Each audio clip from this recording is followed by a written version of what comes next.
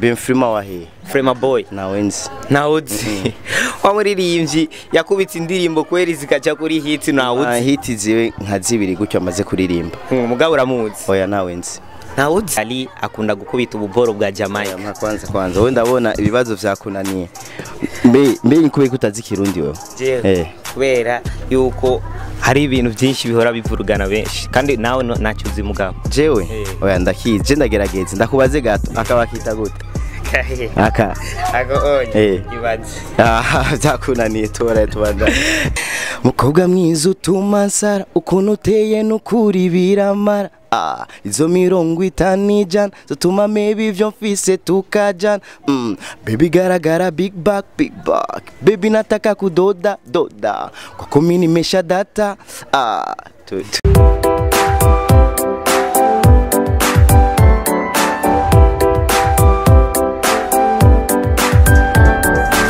guys bakunzi ba EcoBuzz TV aho muri hose twashimye kubabwira ni gute ni bo ebana tuno munsi twamaze kubategurira ikindi gisasu kiva muri Jess Gang uno munsi twazananye n'umuririmbyi yitwa Mr Lee abari bamuzi benshi bari bamwibagiye haze amezi 8 ataduha igisasu twari tumwibukira mu gisasu cyitwa Weekend Mood reka tumwibarize wenyene atubwira ukuntu bimeze maka amasaha Mr Lee atarakurekura ikindi kintu mbe reka bibwire wenyene Jess noheza yose so ni gute bro safi meze neza yego ndashima amakuru y'imisi ni bon kabisa ko tutakubona cyane mu bindi ndiko nditegurira ibindi vyiza nkabijyana n'abahaye kijya gihe ya kubatamuzi Mr Lee ushobora kubibwira akora iki inyuma y'umuziki Mr Lee inyuma y'umuziki nari nsanzwe ndandaza impuzu mugubu kubijanye na corona barugaye ubu ndapowesheje tu hanyuma Mr Lee tutaraja kure dukunda turebe amafreshere y'umuntu tumenye agaciro ahora yambarira ya kubijanye turabona ipantaro ni gisoda hanyuma ikirato ni he griffe kwanza iyi ni Nike Air Nike kigugwa ngahe none iyi kirato tudabeshanye kigwa $100 yego ipantaro ni ma 30,000 gutyo amachannel mbo channel 25 gutyo kaboro kino amahereni 5,000 gusa 5,000 yego so Mr Lee ifisa amakesyo atatu ya mbere tuba tubaza kubera abakunzi ba EcoBuzz TV babe bamenya Mr Lee ninde hanyuma Mr Lee nikihe kintu Mr Lee ahora yiyumvira ko azoshika ko makubuna nikiramuzira imbere yiyo kuronka amafaranga menshi cyane gose kubera iki none wifuza amafaranga amafaranga arimo vyose niyo vyose kuko ufise amafaranga ntakitananirana ngaha kwisi yego ndifuza kugira amafaranga menshi business kabisa urumva abantu bakubwira ufise indoto udafise amafaranga nakigenda hanyuma ubishura gute kuri ico kintu icyambere no kugira indoto hambwa cyo umenya ingene wifata amafaranga nayacaza yego hanyuma Mr Lee ni zihe saha zitorenga atarajya biravana nabironse bivana amasaha yose ndabirongera ko ndashima Imana tu kuko hari abatabironka bakaburara warinze ubona wabironse no gushima navyo kuvuga ngo amasaha ya oya hanyuma Mr Lee ku munsi ahora akoresha bia zingahe kunwa bia ku munsi oya biravana ndayafise ndiha ntayafise ntaho ndapowesha ntabagosorera barahari muga sinobishinga ko nopfa ni ndirimbo ya Double J hanyuma Mr Lee kuba ririmbye wo mu Burundi utubwiye nka top 10 yiwawe wa mbere wo muhande ikibanza cyambere oya shaka unteranya kwe n'abagenzi banje tubwire gusa urumva shaka cyane babizi nga mu Burundi akugisha ukuri ni benshi cyane babizi duhereye nko kuba legend tumanuke kuba upcoming twese turashoboye hanyuma batanu basi mu ba legends sino bavuga oya kuko bose je mbona bashoboye warinze ubona umuntu ahitinga bro aba yarakoresheje ingufu kandi abashoboye none hit gisigura iki hit no kumenyekana gute kumenyekana biri kwinshi hari umuntu amenyekana muri football undi muri basket mu kuririmba yego warinze ubona rero wamenyekanye mu mpano ya office ubushoboye vraiment umuririmbyi asigura ni kihe kintu kisigura umuririmbyi nikihe kintu gisigura umuririmbyi oya comportement cyambere ni comportement kuko hari ama comportement baririmbyi utokwitwara muri umuririmbyi hari ukuntu ushobora kwifata uri umuririmbyi yego hanyuma tugaruse mu malebo turumva lebo ni zitanu gusa ngaha mu Burundi wowe uravyemera ni nyinshi sana, lebo ni nyinshi. Wewe kwanza uzizingahe kuri wewe? Jewe Yego. je nzi nyinshi gusa wewe wari kutubwira izo wemera nyene. Oya nta rimwe nemera, zose ziko zirakora na malebo. Lebo ni lebo. Zirahari ni nyinshi sana. Hanyuma Mr. Lee uriko uratubwira yuko lebo ni lebo, nk'ubu havuye ijya lebo y'uwanyu, hanyuma hakurikiranye na Bantu Boy bigiye mu higanwa, utarimwo woshigikiriye Hiriko irakora neza niyo noshigikira. Nyoreba byo muhira. Oya turaba ibikorwa. Hanyuma so Mr. Lee haheza amezi 8 Mr. Lee atakora ikintu atatwereka, tusigaye tubona gusa amafoto aduha caption izoza. None ni kiye kintu Mr. Lee cyatumye azibira kureka imiziki yiwe ariko arakora makubu unya Mr. Lee ariko arategura iki imbere? Ndiko ndategura ibikorwa kandi vyinshi bishimishije biri ku rwego yana bisohotse bimwe bizonezereza abarundi bose mbere n'abanyamahanga. Nico gituma abonye niha yakaruhuko ndaruhuka. Mugabo wabeshe nta mezi 8 je maze. Amezi angahe? Oya 2 komeruka gusohora indirimbo yitwa Njugumiza. Ndibaza barayibonye. Yego. Uranjugumiza jugumiza uranjugumiza. Hanyuma Mr. Lee urumva twamaze kumva Jugumiza. Hanyuma kuri Jugumiza maka ya masaha uyikurikiranye gute muri YouTube yawe, ishisehe iriko irakora iki mu Burundi? Mbo iko ishitse kure kuri je ishitse kure kuko ijya YouTube channel yanje ya YouTube ni shasha. Muga ugerageje kuraba ingene ivyitwayemo. Vraiment jewe ntaga hari nojya kuko mbona ninashika ku ndirimbo 3 canke 4 izo bamaze kugera kure sana. So Mr. Lee muri ijya ndirimbo ya Weekend Moods ni kubera iki wahaye Gablo ikijya kibanza ngo aririmbe nawe?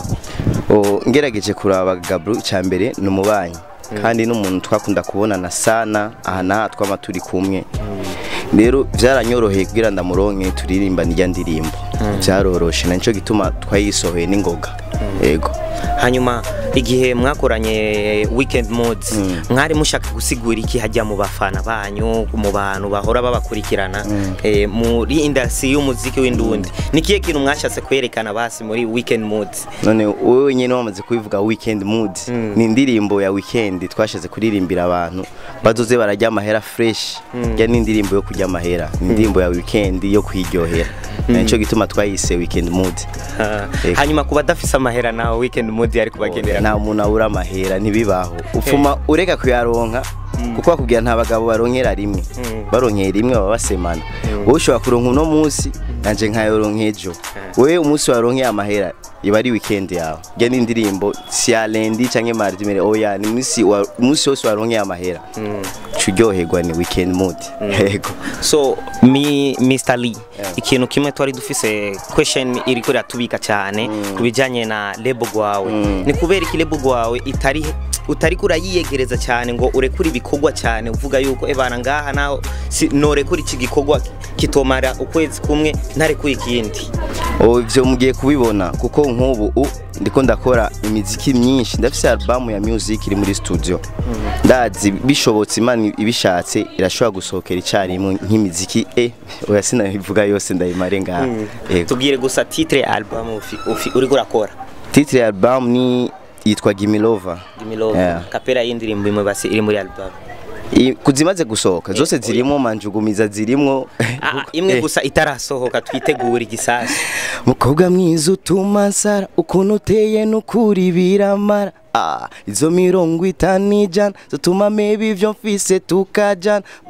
Baby garagara big back baby nataka kudoda kwako mini mesha data. Turekeraho bro. Hanyuma Mr. Lee ni watubwiye ikintu kimwe. Mr. Lee none abi wabo cyangwa arapanze? Wasanze hewe? Wasanze home je nibera home. Yego. Aha niho iwanyu? Yego. Ni unupanze? Ko abasani benshi bari muri lebo atacho bariko barimarira none mu bintu by'iwabo mu bijyanye muco kurinde atarebye nka Double J kiri kurabona yuko bavuye muri Bantu Boy ubunya basigaye bapfira. None ntibibeshejeho kuva bavuye muri Bantu Boy ntibabayeho bariko bararira gusa mu ma Instagram mu ma media bijya bizohera ndabizi bijya n'ibintu bito sana bizohera. Ari ikiganiro twakoranye na Bienfrima yatubwiye yashoboye kutubwira yuko hariyo label zibiri gusa mu Burundi. Bienfrima wahe Frema Boy nawenzi wamuririmbyi yakubitse indirimbo kweri zikaja kuri hit nawuzi hit ziwe nka zibiri gutyo amaze kuririmba. Mugabo uramuzi? Oya nawenzi nawuzi ko watubwiye na hit ziwe na zibiru aho yambwira hit ziwe ndabiko no mumenya basi Bienfrima sindamuzi. Reka tuguhe adresse y'ukuntu ameze. Nawuzi kweri Bienfrima wapi Frema nawenzi ya ndirimbo yakoranye na Estanish ikirato nayo nigeze no Mombebe. Oya zose urumva izo zose zari kuri hit uri si oya Frema indirimbo zashoboye gukora neza nazo numvise uramuzi? Sindamuzi Frema wapi. Ushaka kuvuga yuko si umusani none mu Burundi aracyari oya yoba ari umuririmbyi muga usanga ataramenyekana ntarakora ibikorwa bishimishije nakore tuzomumenya ko yashoboye kutubwira wewe label ni zibiri gusa Bantu Boy na Empire izindi zose naco zimaze. Kuri we usanga abona uko kuri jewe ugasanga mbona ukundi mugabo uramuzi? Sindamuzi. Nuramenya makuru? No ndakubeshe nshuti yanda kubeshera iki none nginyibutsa kwanza yitwa Bienfrima. Oya sindamuzi. Canke Frema Boy? Oya sindamuzi Frema. Kandi ahora yirirwa cyane kuri studio ya King Plata. No King Plata nawuzi. Nawuzi? Oya abo bose babiri nawuzi abajama kwe wa ndakubeshera iki nabonzi sinorika kubavuga ko ndabazi no kunguka iki ndabihaririye ngayo ko ntabazi namahera mcamu dwe base akajambo kamwe kuri Bienfrima yashoboye kuvuga ivyo bintu uyo muntu nawenzi koko sino hanura umuntu ntazi yaba ndamuzi nayi kumuhanura mugabo bakweretse ifoto niyo mumenye. Oya sinzi ko aramanitse mu bastari bo mu Burundi. Yo sinzi nshuti yanje sindamuzi Frema sindamuzi. So mu buzima bwa misi yose mbe Mr. Lee akoriki urumva watubwiye yuko numukonesera gusa tushaka kumenya mu buzima bwa misi yose Mr. Lee nikiye kintu kimugenza?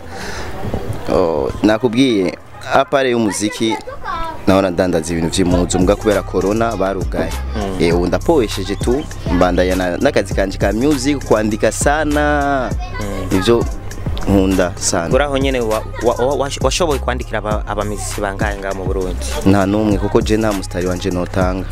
Oya kiretse ubinsavye niwo korera umuntu. Oya abinsavye kandi biravana no ari we nico ndamubonamo kuko je ndirimba ibintu bigoye sana. Ça dépend ndashobora kuguha bikakunanira usanga imistari yanje hombe ubusa mugambo nayo ko ubishobora no kwandikira nkaguha. Hanyuma hariyo abantu bahora bavuga ngo Mr. Lee akunda gukubita ububoro bwa Jamaica. Kwanza we ndabona ibibazo vyakunaniye mbe nkube kutazi Kirundi wewe kubera yuko hari ibintu byinshi bihora bivurugana benshi kandi nawe nacyuzi mugabo jewe oya ndakizi je ndagerageza ndakubaze gato akabakita gute ibaze byakunaniye tora tubanza. Hanyuma Mr. Lee washoboye kuma ikibazo cyananiye kwere hanyuma nawe akakaboro bakita gute mu Kirundi? Oya we byakunaniye icumba ziki we byakunaniye nta Kirundi zi nawe no kakubwira ntaco byo bimaze poesha tuganira ibindi. Hanyuma akajambo kamwe kuri Ecobus TV?